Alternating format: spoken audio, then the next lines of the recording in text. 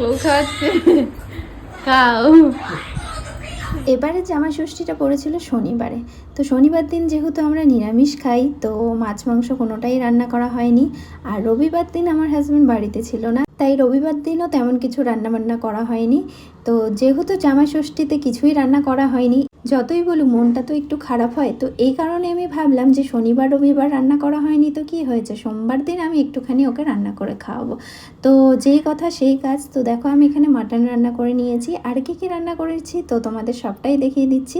তো মাটন করেছিলাম, পটল ভাজা করেছিলাম, ছোটো মাছের চচ্চড়ি করেছিলাম, আর করেছিলাম ডাল আর চাটনি। আর সাথে ছিল আম আর টক দই। মিষ্টিটা যেহেতু খায় না, তো এই কারণে মিষ্টিটা দেওয়া হয়নি।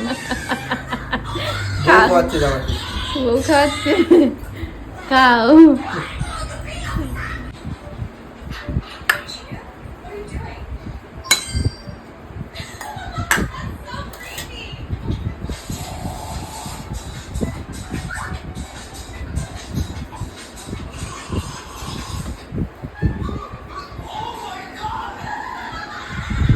কি দিয়ে খাবো আগে?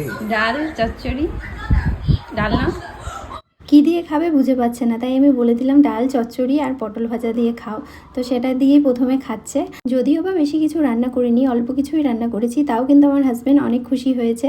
প্রতিবারই কিন্তু আমি জামাই ষষ্ঠীর দিন কিছু না কিছু ওকে রান্না করে খাওয়াই। তো এইবারটাই লেট হয়ে গেল, তো নিরামিষ ছিল এই কারণেই। তো যাই হোক, তো কেমন লাগলো ভিডিওটি অবশ্যই কিন্তু তোমরা জানিও। আর তোমরা কে কে জামাই ষষ্ঠী খেতে গিয়েছিলে সেটাও কিন্তু কমেন্ট করে জানিও। তো সবাই খুব খুব খুব ভালো থেকো, টাটা।